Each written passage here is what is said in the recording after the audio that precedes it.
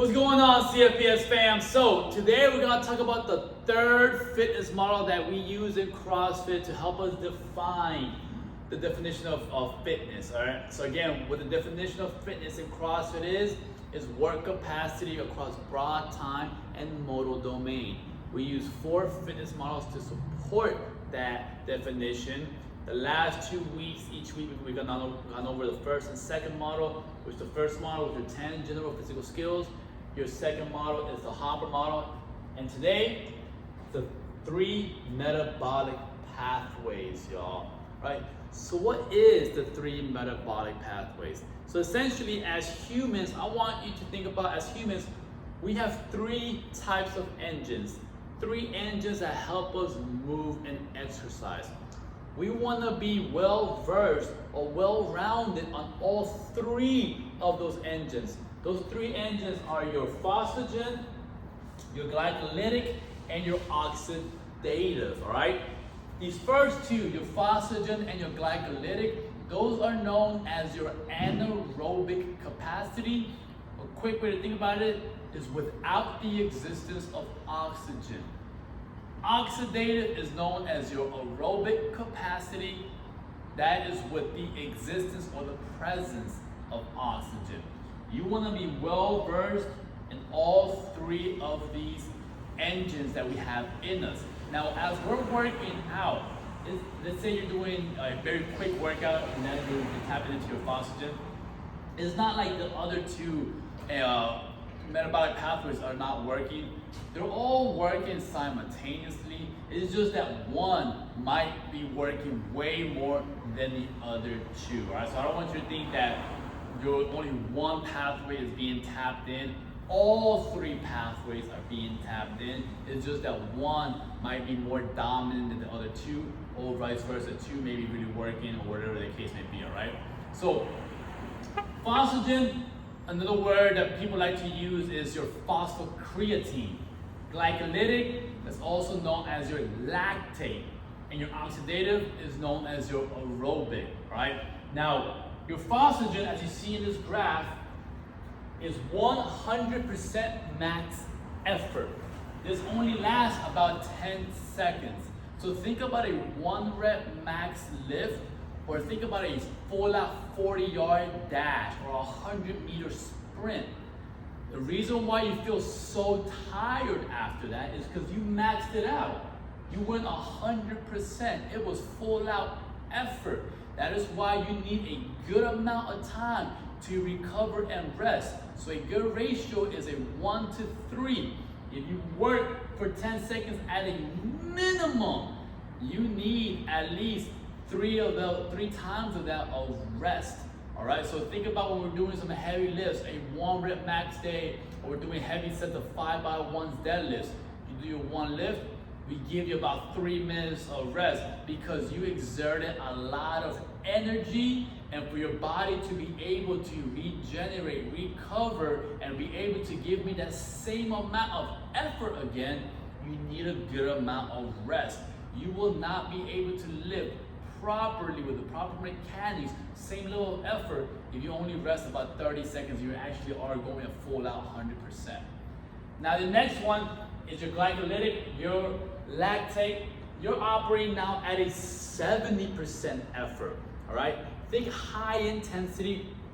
This is where most of our CrossFit workouts live. I'll tap into that a little bit later, but here we're operating from a 10 or 30 second to 120 second effort here. Here we're looking at about a 1 to 2 ratio of work to rest, all right? So that's about 70%. You're able to repeat that, but you need minimal rest and then to be able to repeat that again, all right?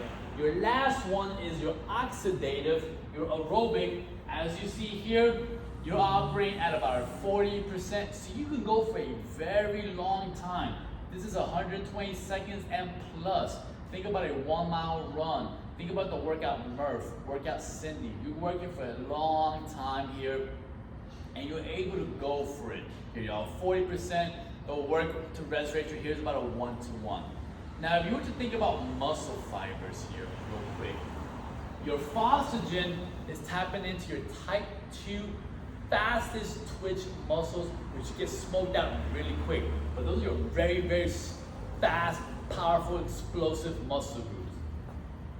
Your glycolytic, your lactate is tapping into your type 2A muscle group, where that is your fast muscle groups, but it's not as fast as your type 2B, so they can work just a little bit longer.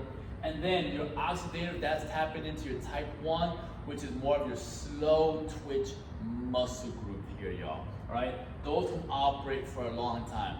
Now again, the pathways, y'all, that's what generates, that is what fuels those muscle groups, y'all. All right, and what is essentially fueling all of this is ATP.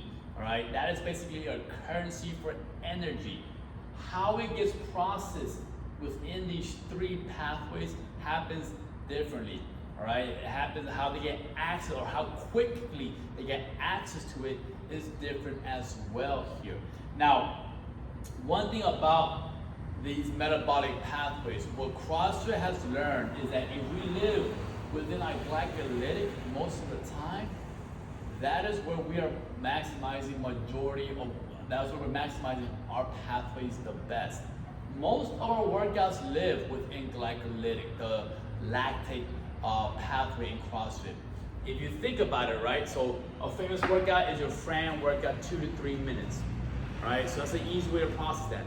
But if you think about our workouts, our AMRAPs, our 3 rounds types of workouts, most of those workouts, so let's take the 3 rounds of Helen. Most people can complete Helen in about 2.5 to 3.5 minutes there. You're living within that glycolytic per each round. Similar to an AMRAP of 12 minutes or an AMRAP of 10 minutes. The rounds that get compressed or that get created for these AMRAPs, you live within that glycolytic time frame. You are working, you are resting, you are working, you are resting, but the time frame is within that 30-second to 120-second. So you are really maximizing your glycolytic, and if you do that, you're gonna be very well versed with your phosphagen and very well versed with your oxidative. All right. Now, also that's what we have learned, that if you focus more on your anaerobic pathways, that is going to help you with your aerobic pathway.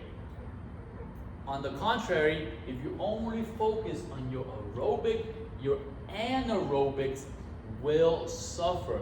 So even though we may not go too far in CrossFit, meaning we may not see a 3-mile run that often, there's a reason why we're still able to operate and run 3 miles, even though we see it maybe once every 4 months, because we're training here majority of the time.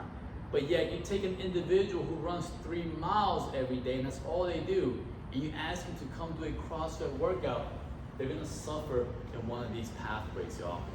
That is your metabolic pathway, your 3 metabolic pathways in a nutshell, explaining to you how this fitness model works. If you have any questions, please let me know.